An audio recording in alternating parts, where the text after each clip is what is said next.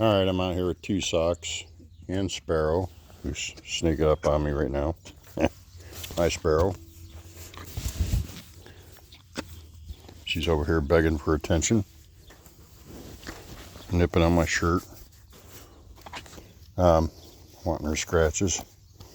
Anyway, so I decided to lead Two Socks out in the grass. Sparrow here has been let out into the grass before, and it went fairly good. She kind of got a little frisky, but it went good, got her back in. And Two Socks here had not. So I'm like, Sunday was a nice day. It was evening, around probably 5:30, maybe closer to 6. I'm not quite sure. It was probably closer to 5. I don't know. But anyway, I decided to lead her out into the green grass over here. And so I opened this panel, swung it open, and went to lead Two Socks out. She was reluctant, and I didn't work with her beforehand. I didn't lunge her. I just decided to hook up the lead and take her out. And it took some coercing to get her out. And she was leery. I should have turned around and walked her around in here and went back, checked, see if I get her step out, walk her around again. Well, I finally get her step out here in the grass. And like I said, this gate was open out to about where that grass is. And Sparrow, being the persistent pay attention to me horse, did exactly that. She banged on the gate with her foot. Well, when she did that, Two Socks blew up, and I held on for dear life, and that lunge line went through my hand pretty quick. I was squeezing that line hard, trying to hang on to her. And she reared around and got that lead line under her chest and started pulling me, and I had to let go of this hand. And you see, she burnt my hand, and I mean, it happened so quick. She was skinning the skin right off my fingers. I almost started to wrap my hand around it. I caught myself and unwrapped it, but I grabbed with my right hand, and I ended up sliding on my belly over there, and I'm a big fella. And finally it popped out of these two fingers. I was holding on to the end of that ball and popped these two fingers, and that's from scratching the horses. But she ran around here, all the way around, and she went to run back in. Instead of coming through the opening, she ran in between where I had the gate open, got hung up in there, freaked out, ran out, ended up running clear down the road. Had to get after her down the road, and I shouldn't have chased her. But she's running down the road. I was afraid somebody's going to hit her. I would get sued. All them things are going through your mind. So I raced down there in the truck, got her to come back this way. And she ran past the house and ran down to where that Quonset hut is down there. Actually, she ran to where the houses are down there and ran back through by the houses and back into a big 20-acre field over there. And you know, it was that tower is actually at the back of the field over there. And of course, it was a freshly planted bean field that they had replanted because the wheat was rained out and got wet and washed it out, so they replanted it with beans. It was Sunday evening, and we tried to get to her, and I'll try to post pictures with this video, but I don't think I can. I don't know how. I suck at doing that kind of thing with the photo and video editing. I need to really learn how to do that if I want to have any decent YouTube. I appreciate you guys that follow me. I appreciate you guys paying attention to her and her story and these horses. But my attitude that evening when she wouldn't come to me in that field, I should have, I look back on coulda, shoulda, woulda. I should have grabbed this apple fork and walked over there and acted like I was scooping poop, or just, you know, stood out there like this with it, you know, under my hand. Because usually Two Socks will come out when I'm doing, you know, the duty. She'll come out and just to get scratches. And she probably would have done it in the field if I would have gave her time to calm down. But I was so intent in getting that line, and she was dragging that line everywhere. Afraid she'd get hung up, afraid she'd get hit by a car. All those things go through your mind. And I had people on Facebook, friends, and my personal friends that saw that she was a lot of horse people too. These horse people I never met before in my life. They come down and helped, offered to help. I had probably 10 people out there. Neighbor up the road that farms. He actually planted that field, I believe. He was helping. His sister-in-law was helping, Julie, and there was some other people that saw it on Facebook, came to help. We could not get her to come, and I should not have pursued her. I keep saying I should have just went out there by myself and just sat with the alfalfa and the apple fork. But in panic mode, you're always doing things that you should have listened to your gut in the beginning. Anyway, we gave up. It was too dark. Every time we thought we were getting close, we give up. One of the guys got close to the line, kind of pursued the line, and that scared her more. So 1:30 in the morning, we were back at the house. I didn't get to bed till 2:30. Woke back up at 6 and was back at it at 7. She was still in that field. She would not leave that field. The field had overgrown grass around it, and she treated that like it was her big personal paddock, like she has here. I mean, it looked like this. So that felt like a place for her that she's supposed to be. My friend, a good friend of mine I grew up with in school, we were in carpentry class together. He come out and helped me. He brought his horses. Him and his daughter brought his horses. The girl down the road, she's got mustangs. Her and her husband are very nice. They came down and they helped with their horses, I think she brought her horse down.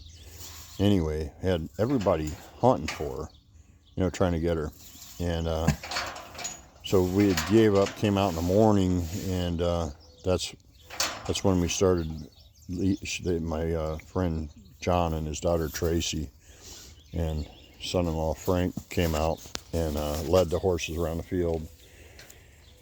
And she would run up to the horses close, and then she would act like she was trying to get them to run away with her. And she'd take off 2 socks and take off running through the field, and then stop and look back, see if they were following. It was kind of comical. And trying to give you the play-by-play. We took corral panels, set up a corral down there. But when they were on horseback, she got scared when they were on horseback. She didn't know, it was the first time she's seen people on the horses. See that cough? I'm worried about that cough she has. She had it before this happened, but I need to get her treated. She's grooming Sparrow there.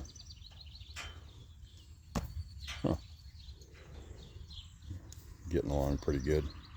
Anyway, my feet were killing me. I mean, the night before we spent hours out in that field and I got a bad ankle, and I was all over that field. We'd go from one end to the other, over to the side, to the left, to the right, back and forth constantly. My friend ended up he called off work to come help me, and we were back at it on that Monday, and we set up the corral panels. We actually took all these panels down and set them up in that field over there on the other side of that Quonset hut. We had them set up on the other side of the Quonset hut, and she happened to run up, and I thought maybe she'd go in the round pen, but she passed the Quonset hut. I said, well, she ran up through there, and there's a road in between us and the Quonset hut. And then there's a road way over there where that house is. There's a road that runs that way. Well, I thought for sure she'd run back down this way and back to the house. That was what I was hoping. So I let her go by me. Nope, she ran right down that road, way down that road. I pursued her down the road and got her turned around back here, and she came all the way back right behind this barn and John and Tracy were on the horses, and they were having a hard time finding a place to cross the ditch. And she wheeled around and she ran right back down there, all the way down, and ran up this guy's driveway back into 90 acres of woods. It was a nightmare. I couldn't figure out why she was acting the way she was. I mean, she's a sweet horse here. And things have been going well, but I was pursuing her, and that's all she cared about, was she was getting pursued. And she's a wild Mustang. And I had comments that I should, well, yeah, I did take the alfalfa scoop out there with alfalfa in it. I took the red buckets that we hang up and actually give her treats with the red buckets, and I tried that in the field and just stood there with it in the field and holding it out. She would not come to it. I did try that. I tried just slowly walking up, but should have had everybody leave. I should have just sat out there by myself. That would have been the best option instead of pursuing her. I wanted her out of that bean field, and I guess I put too much pressure on her. And we took the neighbor down there, was excellent. All the neighbors have been excellent. Even the guy over here in that house, he was great. Jason, he offered to help that evening on Sunday night. He offered to use his ATV, and I didn't want to use a side-by-side to go chasing after on an ATV or side-by-side. That wouldn't be good. It would just spook her more. But anyway, John and Tracy brought the guy, the neighbor, Claude. He said, yeah, you can take the horses up in there. So we tracked her, followed her tracks as best we could, and we finally found her, but she kept skirting away a little bit. And at one point later on in the evening on Monday night, she finally started like she was going to follow us, but then she was stopping and not following. And he had to take the horses back, and he had to go to work the next day. Probably six, it was about 5 or 6 that night. And so let's see, it was Sunday evening and then all day Monday. So finally I said, you know what, I'll say a prayer, I'll go back there, I'll hike back by myself, I'll take the walking stick. At this point I'm hobbling, because walking in the woods on a bad ankle is not a good deal, and for me it really aggravated it. And so I walked back there one final time. Hi, Sparrow. I walked back there one final time and saw 2 socks in a ferned, kind of like a cut road, old grown-up cut road. And she started heading toward me, and then she turned around. So I started following her, and when she turned to look at me, I'd stop, lean on the walking stick that the neighborhood gave me to take back there with me. And wouldn't you know it, she turned around and started coming back toward me again. Then she stopped, turn around, start walking toward her again. She'd turn and look at me and stop. She'd start walking back toward me. Finally, a lead line was laying, like from me to her, laying out here, and I picked it up, and she had to look like, uh-oh, should I run? And she relaxed, and I had a hold of her. At this point, the lead line was all tattered and ripped up, and I knew I wasn't going to get her out on that lead, and I was trying to get her to follow me. I thought maybe by this point, well, you're just really asking for scratches, ain't you? Maybe at this point she'll actually follow me. I could not get her to budge. So I posted a picture on Facebook of 2 socks and I standing in the woods, and my buddy John calls me right away. He says, hey, did you catch her? I said, yeah. He goes, you need me? I'm like, yes, please, bring some lead lines. He brought a couple lead lines, and then my fiance Heather, there was a guy coming to help out. He does drone recovery for whitetail deer, and he offered to come lasso her. So, well, I'll take your help, but we don't need to lasso her. That's not a good thing for the Mustangs. So he just come on foot to help out, and I said, how about stopping at the house, grabbed the lead line, and him and Heather came back into the woods with the lead line, and John and his daughter Tracy and his son-in-law Frank, her husband, they brought a lead line, and we put 3 lead lines on her just to make sure we were not going to lose her, and she would not budge. We tried doing the pull a little bit, waited till she took a step, and we all had to work the next day. There's no way I could have called off another day and missed a day. And so we finally convinced her it was a good idea to follow us, and it took about 3 or 4 times of getting her to, she lunged forward and would swat her feet at the fence, or at the lead lines, and it's rocking her rear end back and forth, and she would spring forward, and finally she just gave in and followed us out, and we walked her home, and we had to go get the panels back over there and set them back up and got her back home. But man, what a nightmare. So I just wanted to let you guys know what happened, and got skinned up, got a sore ankle, and so word of advice, I should have, to myself and everybody else, I should have done a lot of desensitization and spooking with a lead line out here, not just walking her with just a lead line. I should have been working her with the flag, and with the A flag and the tarp, and banging on the gate, and because I do all that, but that's without a lead line. So I should have done that. I should have lunged her. Shoulda, coulda, wouldas.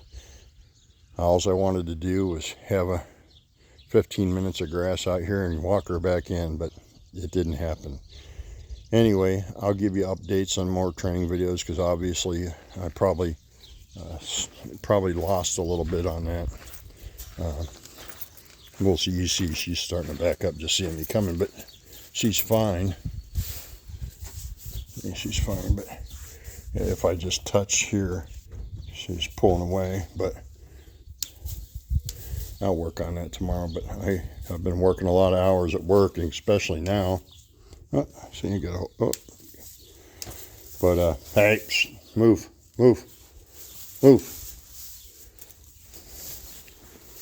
There we go. Oh. But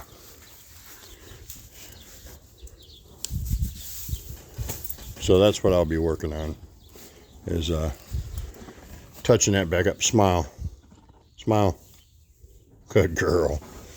But she did let me pick her feet yesterday.